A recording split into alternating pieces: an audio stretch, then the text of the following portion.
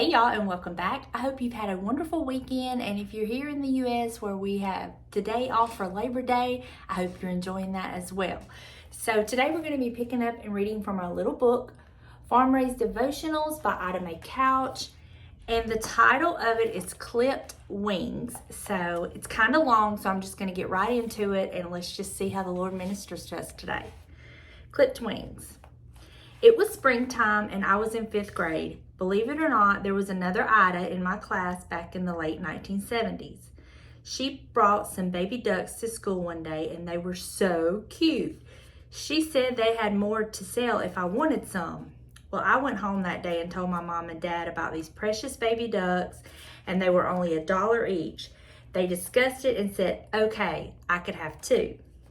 Mom helped me figure out how I was going to transport these 2 little creatures from school to our house. I had a yellow plastic picnic basket that would fit the bill, pun intended. It had a plastic lid with holes in it and plastic cups where I could keep water in there for the babies all day at school. This would work, and I managed just fine getting those babies home. My cute baby ducks grew up and out of the baby stage. They soon were full-fledged birds. One evening, my parents came to me saying that they thought it would be a good idea to clip their wings. I felt such terror in my heart. What? Clip their wings? I cried and begged Mom and Dad not to do it because that sounded like it would hurt them. They listened to my pleas and agreed not to do anything to the wings. A few days later, my dad was drying off his face after his morning shave and happened to look out the bathroom window. He saw a huge bird flying in the sky out over the field. He realized it was one of my ducks. The duck flew out of his range of view, and he frantically went to the other room to see where the duck went. The poor thing landed on the highway and was struck by a car. A couple of days after that, I was catching the bus. The other duck took flight and chose to land on my leg as I was stepping onto the bus. Its claws dug into my calf, and its wings were flapping and hitting the bus doorway. My arms were full of books, and I tried to shake it off, but I could not get the duck to let go of my leg. To better help you see the whole image, I must remind you that traffic laws say all vehicles must stop when a school bus is stopped. The traffic was stopped in both directions, and the cars were lining up as this drama played out. Lots of people were on their way to work at this time of day. The duck did finally let go of my leg and plopped down on the shoulder of the road and just stood there. I got seated, and my bus driver asked me if I'd like to take my duck back to the house. Of course, that would be the right thing to do. I couldn't just leave him there on the side of the road. Remember, traffic is stopped in both directions. So I set down my books and in my embarrassment stepped off the bus and picked up my pitiful, lonely duck and carried him back to his pen. After this incident, my parents explained what they meant about clipping their wings. It would be a slight trimming of the wing feathers to keep the duck from being able to fly. My parents were only trying to protect them. Paul wrote in Galatians 5:13, and I will be reading this scripture from the King James Version. For brethren, ye have been called unto liberty, only use not liberty for an occasion to the flesh, but by love serve one another. I have free will and am allowed to make my own choices. 1 Corinthians 10:23. All things are lawful for me, but all things are not expedient. All things are lawful for me, but all things edify not. As a child of God, He may not physically clip my wings, but He does want me to listen to the wisdom He offers. It is for my protection. There are many dangers out there that He wants me to avoid.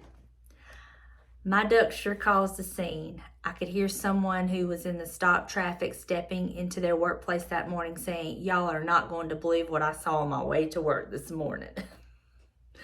Poor little Ida Mae. She didn't understand. I think that the parents should have explained that to her instead of just, listening to her pleas and agreeing not to do anything. I think that they would have explained it to her it would have caused it would have helped all of the situations, both of them, the one flying off and getting hit, and then this scene with this duck. But hindsight, right? Hindsight. If we could just go back and redo some things, that's just so life right there. But I love what it's saying, how God, He does give us freedom of choice. He does give us a free will. And it is ultimately up to us what we do with that free will. Are we going to freely love and serve Him and pray and ask for Him to guide and direct us and clip our wings when needed? Or are we just going to think we got it all figured out and we know what we're doing? Well, I've done both. I'd done the latter first and figured out I didn't know anything, and I was creating more of an issue and more of a mess of my life. And thankfully, through much heartache that I probably could have avoided, and through many trials I probably could have avoided, I learned and submitted myself to the Lord and chose to follow Him, chose to let Him be Lord of my life, chose to pray and seek His direction in my life. Do I get this right every time? No, because we do still have free will. And, it goes back to, do you want to make somebody act like they love you, or do you want them to freely love you and it be the real thing, And I love the Lord, and I have learned so much, and I'm so thankful that I reached a place in my life where, I learned, and He had to clip my wings several times. He had to stop me from doing some things, but He only did it because I asked. That's another thing. He will never force Himself on you. He will never force His ideas on you. He will never force His ways on you. It's only when you come to Him and you are seeking that direction, that His will in your life. It's when you invite Him in and ask Him to be Lord of your life, ask Him to help you and direct you, that He will then do that for you. But He will never force Himself on anyone. He's very much a gentleman. And I love that about Him. I love that I'm not forced to live for Him. I'm not forced to have this relationship with Him, but I want this relationship with Him. And I don't know about you, I would much rather somebody want to be with me than be forced to be with me.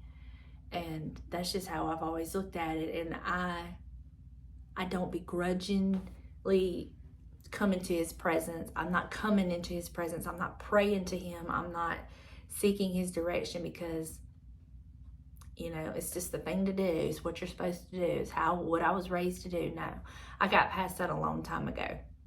And I now pray and have a relationship with Him and willingly submit myself to Him.